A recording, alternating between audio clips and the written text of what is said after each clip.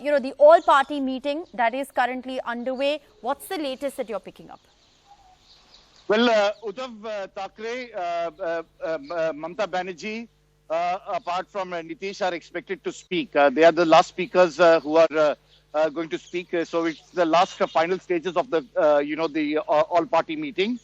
As pointed out earlier, Mr. Rajnath Singh did barely a minute's introduction, and then there was a full presentation by the External Affairs Minister, which basically gave a full chronology, which we in the media have already reported and had already got information. So basically, political parties, which were informed about what has been happening in terms of what has transpired in the last more than 1.5 months. It's in that backdrop that the External Affairs Minister made that presentation to all political parties, explaining what has happened and what is and the incident of the 15th and the aftermath of that. So we have reported extensively on that, and it's based on that most of those points have been pointed out.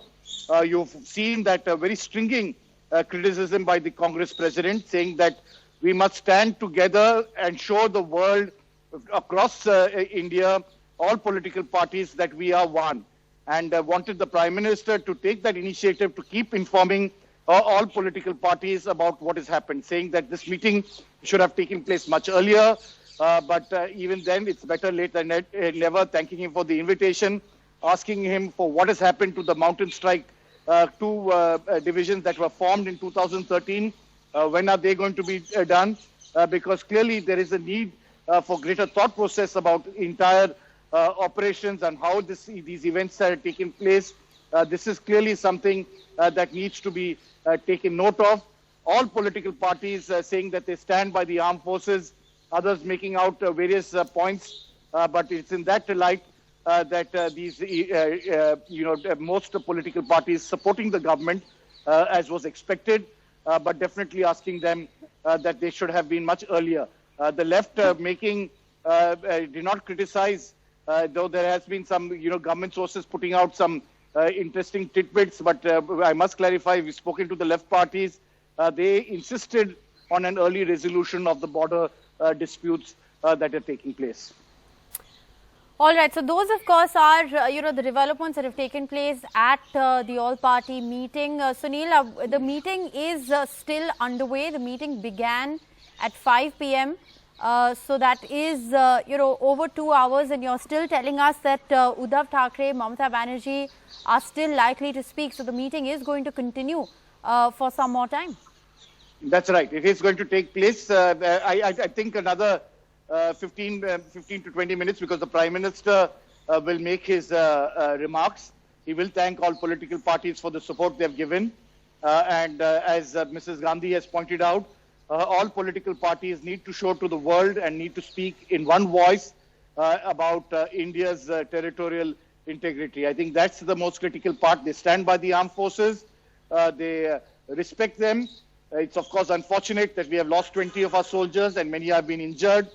This is something that could have been avoided.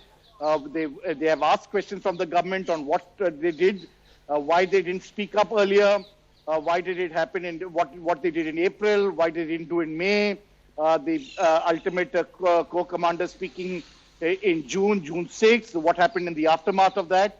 And it's in that backdrop now that they will be looking for the Prime Minister to respond to the various points that have been raised.